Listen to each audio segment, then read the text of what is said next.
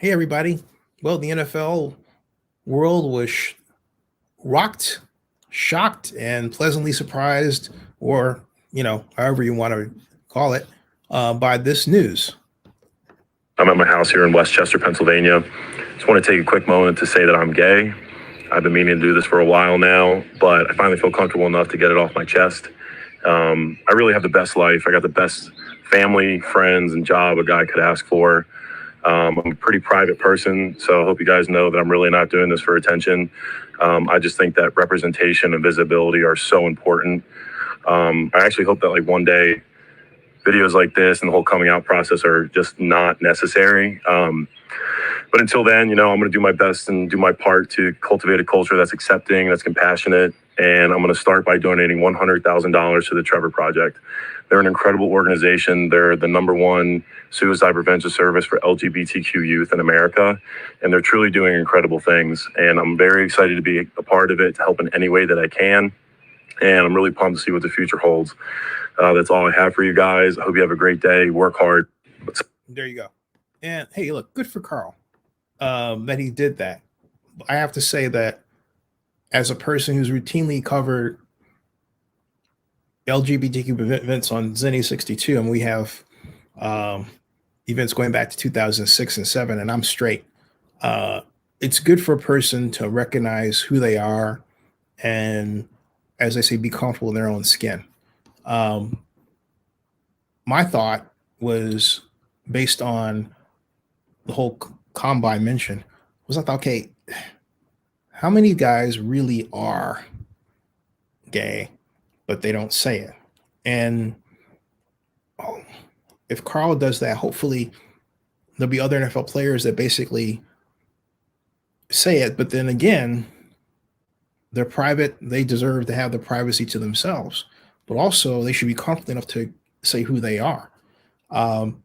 There's been truly a change going on that a lot of people had to do a lot of adjusting to. I myself, for example, have attended an NFL training camp, and I remember the first one that I attended was 49ers headquarters, actually, and it was these two assistant coaches talking about the guns on a dude, and they were just talking about the dude like he was a girl, and that floored me. And these are two married coaches to women, and that was way back in 1998, 1997. And that just stayed with me about, wow, what just hit me there, right? There's always been this undercurrent of that. And just like when the idea that women should play football, which I'm all for, and I've had America's first female football coach on my show here, Dr. Wettler and Weller. We're connected to this day. I've got to get back on the show.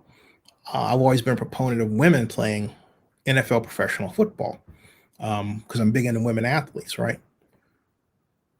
Hopefully we get to a point where none of that matters. If you play football, great. You play it great.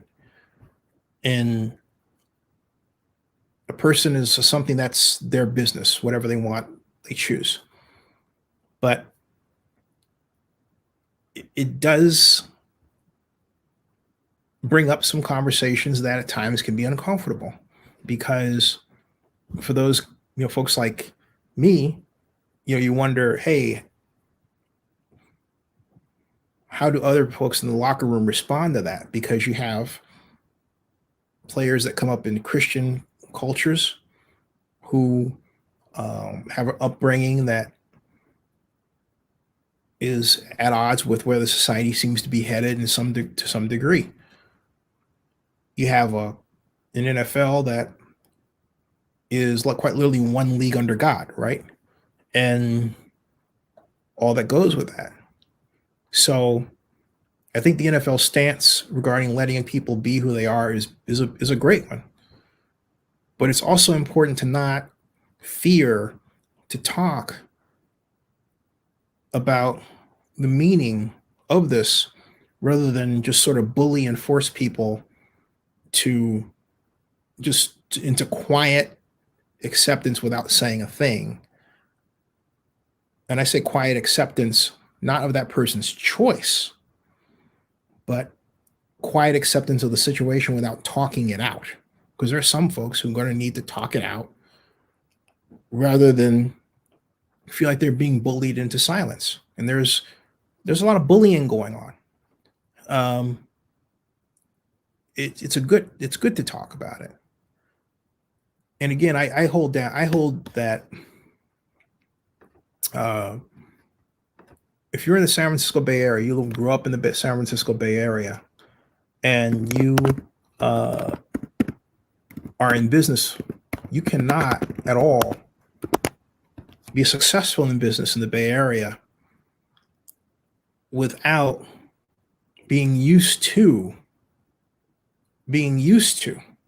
okay, encountering and working with and having friends with people who are LGBTQ. It's just impossible. My association goes back with the Richmond Urban AIDS Foundation to 2007, thanks to my longtime friend Beth Schnitzer, who got me involved, who I thought I was going to marry at one point. But this is the event that we went to, one of the events, because she was on the board of the foundation. And of course, I was doing the YouTube thing. I was happy to help out and get out the word regarding it. And so in that vein, this was Assembly Mark. Hi, good evening. We're at Slide, San Francisco, a benefit for the Richmond Urban AIDS Foundation, REAF, and the 25th anniversary of Joe and Ken. Rock on.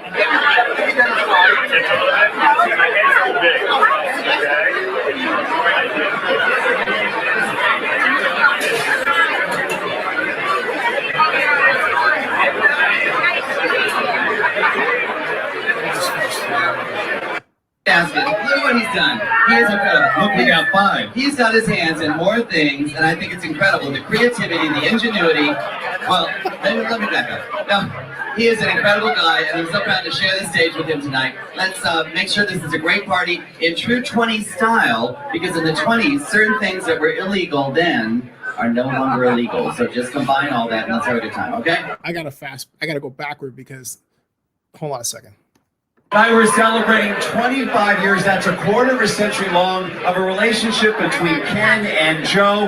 That deserves a round of applause.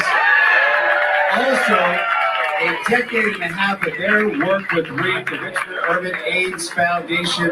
My name is Tim Gaskin. I'm the editor-in-chief of Benefit Magazine, the producer and host of Outspoken. But my co-host on the show tonight is community activist and performer, and she's up for a lead of best male character in a movie as an actress, Miss Donna Sachet. I have to say, Donna Sachet is hilarious, absolutely hilarious. And I show you all that because, you know, the thing that I ran into is there's some people who actually thought, okay, he's here and therefore, hey, guess what? He's gay. I'm not. All right. But I was happy then, as now, to celebrate anybody who chooses to be who they are, but also to let people know that they have a voice, right? And that they're not at a place where they feel like they have to end their lives or anything. That's a horrible thing. And I say that because with respect to the NFL, it still has an understandably rough, but rapidly advancing go at this matter. I think Carl Nassib is doing a great job in saying, hey, look, okay, I'm getting this out of the way. Fine. We should be at a point where it doesn't matter, but it does matter. But what I'm saying also is that for those folks who are LGBTQ, be equally appreciative and understanding of those folks who are straight who choose their life paths as well. And that's that. There was a guy, I think it was one, when you live in the Bay Area, you run up with people who joke about crossing the pond and all that sort of thing, and it's hilarious. I think at one point in the United States we're getting there. We'll reach that part where that's all this is funny stuff, and you can joke about it, and no one gets upset. Hopefully we get to that point, because look, we're all different in terms of who we choose as lovers, what we do culturally, and everything else, and it should be okay for us to needle each other and rib each other, and that not be a thing or a problem, right? But we're not there yet, folks. So until we are, practice the idea that, quite simply, is love is love is love, right? That's it. So I say good for Carl.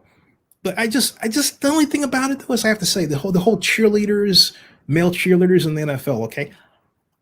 As a dyed-in-the-wool fan of the Dallas Cowboys cheerleaders and Raiderettes, that's not sitting right with me, unless they do it like the college football style, where you've got the common athletes, men and women, and the men are there to hoist up the female cheerleaders and do everything else, all right? Which leads to my other point. There shouldn't be anything wrong with a woman being a woman and a man being a man. And right now there seems to be this effort to sort of blur the lines by some people. And it does make other people who like being who they are a little concerned, not because it makes them question who they are, but because they feel like something that is basic and normal is suddenly under siege.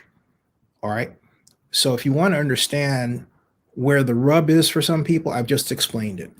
And it's the best way to get over it is to talk it out, but also to listen. And Carl Nassib gave a great short video, and it's important for us to listen, accept, love, and enjoy. And then once we all do that, we can joke the heck out of each other. All right. Subscribe to Zenny62 and bookmark oaklandnewsnow.com. That ends this broadcast. Although I'm going to edit something a little bit, okay? But